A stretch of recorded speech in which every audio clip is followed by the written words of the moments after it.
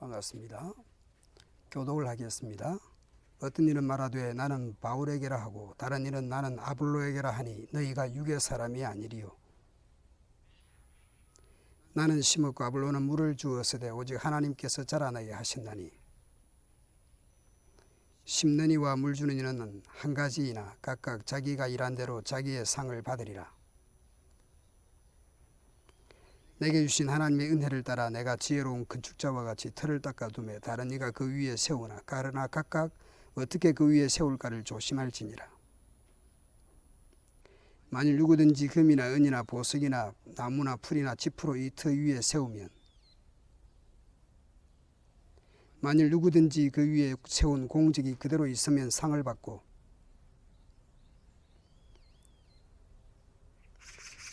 3장 9절에서 오늘 본문의 내용이 요약되어 있습니다. 우리는 하나님의 동역자들이요 너희는 하나님의 밭이요 하나님의 집이니라. 바울과 아볼로의 관계는 동역자라고 말합니다. 바울과 아볼로가 서로 경쟁하거나 다투는 관계가 아닙니다. 그런데 고린도 교회 안에서 나는 바울파다, 나는 아볼로파다 서로 파당을 지어서 다투고 있는 그런 상황입니다. 오늘 본문에서 두 가지의 비유가 나타납니다. 교회 성도들에 대한 것인데요. 첫째는 밭에 대한 것입니다. 두 번째는 집에 대한 것입니다. 첫 번째 비유는 교회를 밭에 비유합니다. 밭에 식물을 심는 작업이 있습니다. 그리고 물을 주는 등 가꾸게 됩니다. 이 바울은 심었던 사람이라고 한다면 아볼로는 물을 주고 가꾸는 사람으로 비유합니다. 그런데 그 자라게 하시는 결과는 하나님께서 만들어내신 겁니다. 그런데 마치 바울이 만들어내고 아볼로가 만들어낸 것처럼 그렇게 다투고 경쟁하고 있습니다.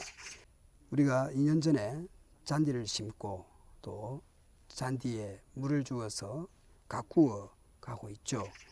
이렇게 밭에 비유해서 이렇게 심고 가꾸는 그런 과정이 있습니다. 그런데 결과는 하나님께서 자라게 하신다라고 하는 겁니다. 교회에는 말씀의 사역자들이 있습니다. 고린도 교회에는 바울이 고린도 교회를 개척했고 이후 당대 최고의 설교자로 알려진 아볼로가 사역을 했습니다. 바울이나 아볼로는 서로 스타일이 달랐겠죠. 바울은 외모에서 또 그의 언어적 표현에서는 매력이 별로 없었습니다. 그런데 아볼로는 아마 이렇게 말을 잘한 것으로 알려져 있고 그래서 표현력도 좋아서 설교를 잘한 것으로 알려져 있습니다. 두 사역자 중에 누가 더 잘했느냐, 누가 더 내 스타일에 맞느냐, 내가 어느 목사님 때에 내가 왔느냐, 나는 뭐 바울 때 왔다, 나는 아볼로 때에 왔다, 뭐 그럴 수 있죠. 그런데 누가 심었느냐, 누가 가꾸었느냐, 그걸 가지고 다투고 있습니다. 싸울 문제는 아닌 것이죠. 바울은 누가 심었느냐, 누가 가꾸었느냐라는 것은 그건 하나님의 사역자들이고 결과를 만들어내고 자라게 하시는 분은 하나님이시다라는 것을 말씀합니다. 중고등부 친구들도 사진에서 보면 아는 목사님도 있고 처음 보는 듯한 목사님도 있을 것입니다. 우리 모두 우리 교회를 섬겼던 목사님들입니다. 여러분의 부모님들이 어느 목사님과 더 많은 시간을 보내실 수 있고요. 또 어떤 목사님에 대해서는 더 많은 추억을 가졌을 수 있습니다. 그러나 늘 생각해야 되는 것은 우리가 하나님을 믿고 한 예수님을 믿는 사람들이고 저 목사님들은 우리에게 말씀을 가르쳐준 하나님의 사역자들이지 우리가 저분들을 따르고 저분들을 믿는 것은 아니지 않습니까? 저분들을 존경하고 우리가 그 말씀대로 이렇게 배운 대로 살려고 해야 되겠지만 그러나 그분들을 우리가 믿고 따르는 것이 아닙니다. 하나님을 우리가 믿고 하나님으로 구원받는 사람들입니다. 두 번째 비유는 집에 대한 건축에 대한 것입니다. 집을 지을 때 기초를 닦고 벽을 세웁니다.